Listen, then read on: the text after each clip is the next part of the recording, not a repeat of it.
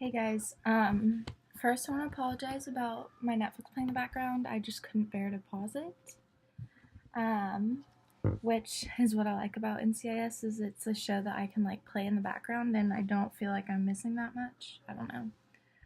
But um so this is kind of a little bit more of a serious topic, which they're all like somewhat serious, but um so some of you know that I am starting. Maybe since it's serious, I shouldn't be playing it. It's fine. But I started some online classes, getting caught up, and they're kind of like a really fast pace. Basically, it's like what you do in a normal semester in half the time. So, like, two times the work, I guess. Um, and they're also my two least favorite subjects, English and history. Not that I just am not a history person, but for my English class, we're writing our first paper, and the prompt or whatever is basically like life-changing experiences. Well, I have no shortage there, especially in the past 6 months, 7 months, year, I guess. This is kind of it's fine. Um, and I was gonna write my paper tonight, and I just can't bring myself to even look at the cursor.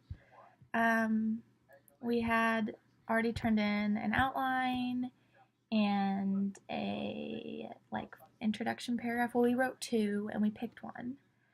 And I guess it's just such an important story of my life that I chose to talk about, which they all are, that I just like, what if I don't do it justice? What if I make it seem too serious? Or what if I make it seem not as serious as it needs to be? And what if I write it and it's something that offends people? I don't know. I'm just worried and really depressed tonight. So I guess I just thought at least maybe to brainstorm kind of what I want to talk about throughout my paper, and tell my story about this topic, then I can talk through it on here. Get my voice, like, get my ideas out. Like I'm writing, like I'm reading the paper out loud, maybe. I could pull up. I'm on my computer, so I'm gonna try to pull up my introductory paragraph, which, where are you? Ah, there you are. Okay, we'll just move you to a different page. Okay, so, just needs to load. Well, so first, our assignment, we did some brainstorming work, and I wrote down basically, so all of our assignments, one day we'll have this due, the assignment, and then the next day or the next 2 days, you have to respond in this many words to two of your classmates' want like submissions. So I had my two or three people that commented on mine were like, wow, you have, I don't know if it's encouraging or discouraging. I don't know. I feel like I've been through a hell of a lot, more than a lot of people. I know there are people who've been through worse, but I feel like I have no way of like hiding what I'm going through. Like I don't feel like that I like to myself deserve that. I don't know. So I made one of those. It was like you're given like five brainstorming options. You have to turn two. One's listing, one's like, I call it spiderweb, but it's called like bubbling. I don't know what it's called. It's called, I don't know what it's called, but it's where you like the subjects in the middle and you just draw like a bunch of things and how they connect. And that one helped me the most. Um, Life changing experiences, stuff with my dad, stuff with my mission trips, stuff at Pepperdine, stuff the past 6 months, stuff with Will, stuff with friends, stuff with my mom, stuff with my grandma. And then I kind of filed it down from there. Pepperdine, the wildfires, the mass shooting, and I could go on. past 6 months, my mental health, my physical health, my faith. And then under that, the book I read, Love Does, walking with my dog, doing these vlogs, yoga, and under mental health, they all kind of come full circle. Under mental health, learning about it, learning what I have or could have or don't have or was mistakenly diagnosed with, my grandma's health, my PTSD, getting it, learning about it, dealing with it, and taking myself forward with it. And there were a ton of other things, but a lot of people commented about like the mass shooting and stuff, and like it affected me a lot more than a lot of people of me not being at the actual shooting. Something I kind of wanted to write about was the fact that I had zero appreciation for my life. I didn't deserve this life. I didn't deserve the beauties in life because I had no appreciation of it. And I felt like the beautiful people, the girl from Pepperdine who was killed in the shootings, that she deserved to have life, and I didn't. And I felt survivor's guilt, which I wasn't even a survivor of the event, which almost makes me feel bad for feeling bad. Like when Will Harris passed away, I felt terrible. I didn't know him at all, but I had just learned about my dad passing away like a few months earlier. And so it's just like things hit me at the worst times. And I was going to talk about that and my whole Pepperdine experience. And it's just so broad that I just can't encompass the importance of it to me in this paper, and I feel like if I don't do it justice, it's gonna be meaningless. So I narrowed down and I decided to talk about my PTSD. And this paper is not to focus on how I got it, but what I took from it. Yeah, I'll mention it, but my introductory paragraph, I wrote two, but the one I chose was, we hear about men and women returning from war. We hear the ways war, rape, murder, and abuse change a soul. It makes sense, doesn't it? This concept of post-traumatic stress disorder. It's one of those things that happens, but not to us. What's funny is, the second we have this thought, it happens to us. And that's something that like really is hard for me, is the fact that I have diagnosed PTSD, but I didn't go fight in a war. I wasn't abused. I wasn't raped. I didn't experience, like, witness a murder. I didn't, like, what we think are these things that are valid for it. Like, if I'm not talking to a therapist or a doctor about it, people are gonna be like, how the hell do you have that? And everyone assumes I have the PTSD from the fires. Which, for a time, I had some reaction, but I actually got the PTSD from an incident, just one little incident that has changed my life, and I hate it. What PTSD has done to me, well, how it affects me, but what it's done for me has made me into a more caring person with a better heart, and I'm thankful for that. So going back to how it started, a lot of you know about the video. We all say, like I've said this in the past, we all say things that out of anger, and I'm not defending myself. I just want to say that I'm not the only person. We literally, like, think about all the shitty things you say in the car by yourself driving, and you're like, oh, fuck you. Oh, yeah, go, okay, I don't know. But you say, like, oh, I wish I could just punch this person. I wish I could just kill this person. But, like, you would not do it. And yeah, people don't know whether you would do it or not. But I had said something that I shouldn't have said out of anger. and got caught up in a situation where I felt I could trust the situation I was sharing it in, but I couldn't. And that's something that you have to learn. And one of my biggest things is I overshare, which even sharing on these, I have learned my lesson on oversharing, information that isn't mine. Why are my allergies so bad right now? It's like taking off this mask, but you probably don't want to see me wipe my nose. But yeah, I took it off. I'm in a lot of like grainy blues, like my shorts have green on them. My watch, my rings, a ring, one of them, the rest are silver, but I guess you never know what's going to be shared.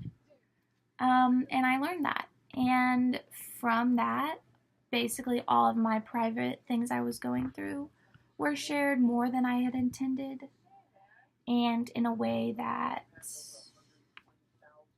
I was not prepared for and probably shouldn't have been shared past where it was. People learned about medical things about me, and people made their own connections, made their own assumptions with it, and that's what people do. Can't control that, and I can't take it back. But what I learned and what hurt the most was that people knew that I was hurting tremendously. People knew that I was going through a nearly suicidal stage, through a pain that a lot of people don't ever experience. And people then thought they knew why, but they didn't know all of it. And instead of hoping for the best for me, or reaching out to see if I was okay, or supporting me, the majority of people I grew up around, I have grown to know, to be friends with, to talk to look up to be looked up to love, to care, to talk to hang out with, they decided to judge me, which judgment is probably the biggest human flawed instinct. Judging, comparing, all the same. And it hurt. It hurt to feel like my life was not important enough to put value into, but rather to be the comedy that people want. And what's hard is there weren't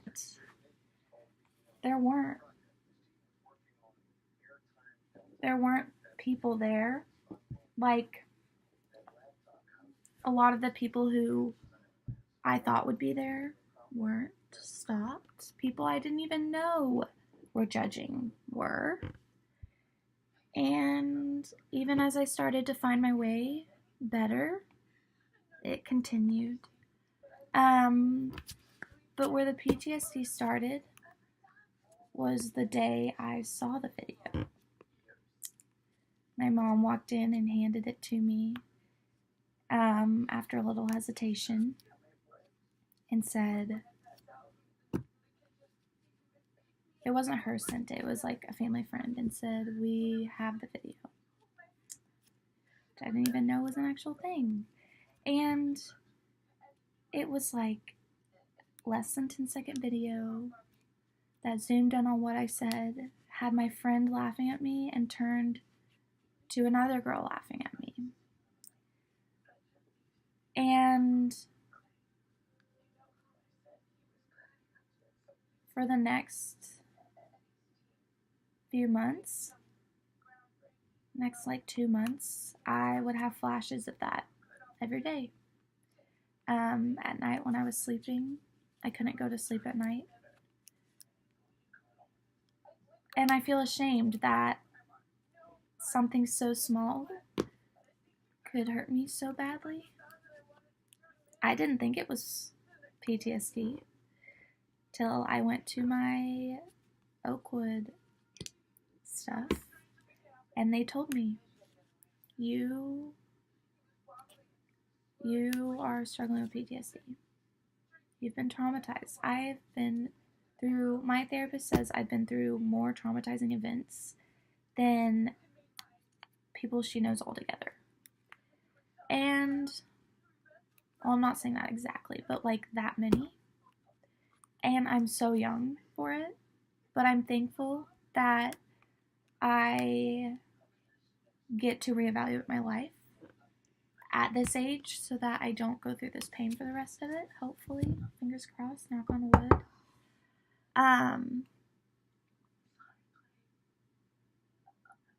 For me, I don't know what post-traumatic stress disorder is like for everyone. I don't know what it's like for anyone but me. I don't know what it's like for the people who come back from the war. I can imagine it's a hell of a lot worse than I have. I don't know how they live with it.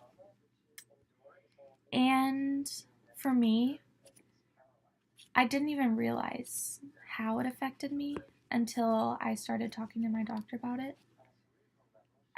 But from the event on, and probably increased with certain medications, I every night would have very, very, very vivid dreams. When I would wake up, I wouldn't know where I was. I wouldn't know if I had just woken up from being asleep. I didn't want to get out of bed, but I didn't want to sleep because of the vividness of good and bad dreams I was having. I didn't bring it up to my doctor until I had a dream of me killing a baby, which is not something you ever want to think about.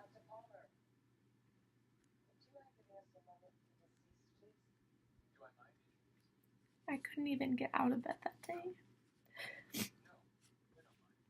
I was ashamed because people tell you, your dreams come from thoughts you have.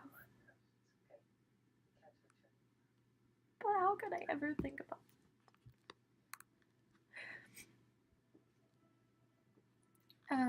Shortly after, I started it's actually blood pressure medication, but it's proven to help PTSD. And it took me a while, but I stopped having the super vivid dreams. But they're back. Don't know why. Last night,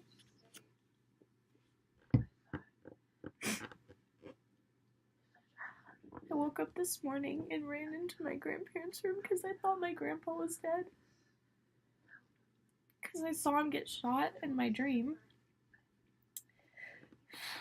And they're so vivid that I have memories right now about a conversation I had with my mom that didn't happen. It was in my dream.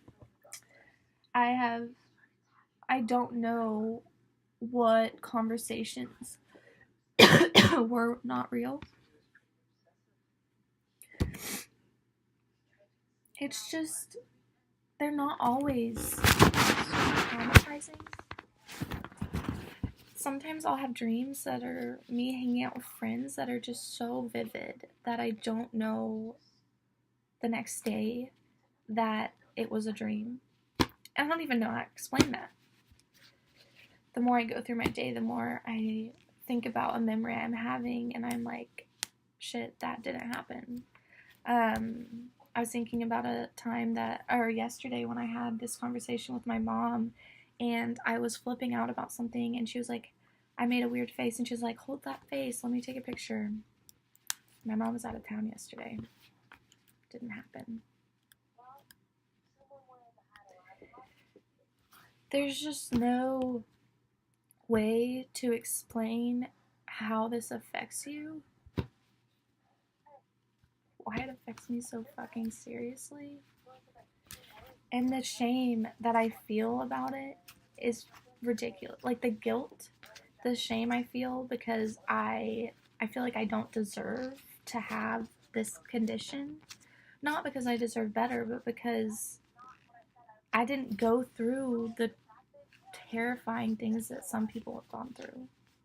There are people who've gone through terrible things and don't have it. It just doesn't make any sense. And what's worse is tonight I'm just super depressed.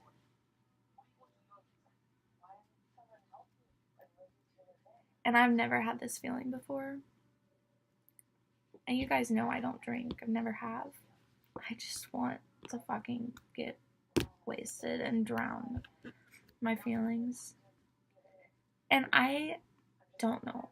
Like, I'm not going to, but I've never felt the like desire to.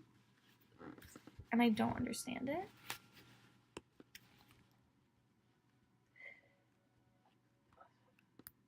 I feel terrible because I put everything on these like two friends.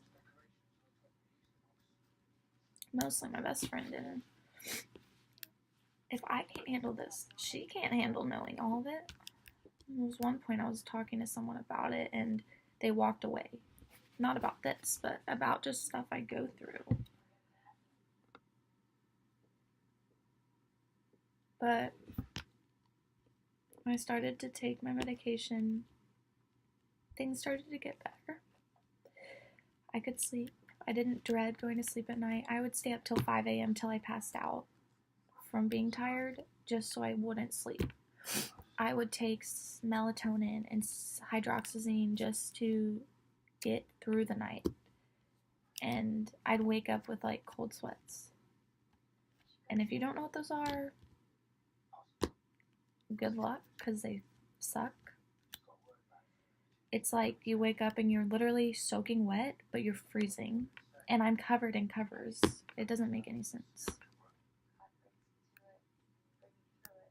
But the one thing I took from this situation was how ashamed and hurt and broken I felt because people I didn't even know were judging me.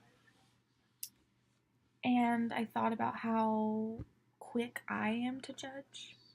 How a girl walking down a street in a skimpy outfit, I think about that. So I started to play a game with myself where anytime I would start to be like, oh, I don't like that person. Oh, that person's ugly. Oh, that person's slutty. Oh, her. I would turn it into a prayer in my head. Pray that this person who's dressing skimpy still honors herself and doesn't feel like she needs to have this attention from other people because she's beautiful. I pray that her relationship with you, his relationship with you, grows stronger every day. I pray that you can help me stop judging because this person could be hurting like I am. I pray, blah, blah, blah. And after doing this for the past 3 months, 2 months, 2.5 months, I feel like a different person. My judgment is still a little bit there, but not at all like it used to be. I'm more accepting of myself because I'm more accepting of others. I'm talk to different people than I ever thought I would talk to. I am planning on doing things I never thought I would do. I have a joy in myself that I never thought I could have, and a desire to do things, do amazing things that I don't think I could do without this peace that I found in myself from making one decision to stop judging and start praying. It's a beautiful thing we can do by making decisions like that. And it doesn't stop or start right away.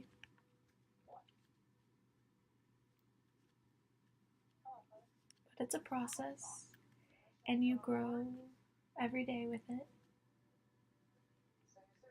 And when you start to change inside, people on the outside will start to see it, and they'll point it out. I've had people point out a lot of changes, and I'm so thankful that they care enough to see it and to pay attention. And I have tear strokes, so I'm gonna go wash this off. Maybe I'll share about the paper once I finish, but I hope that you never have to experience anything related to post-traumatic stress disorder or anything that should cause it. But if you do, just know that there are people out there who you never would expect to have it that do, for the most random reasons. But it gets better and worse, but it's a decision you have to make to stop judging and start praying.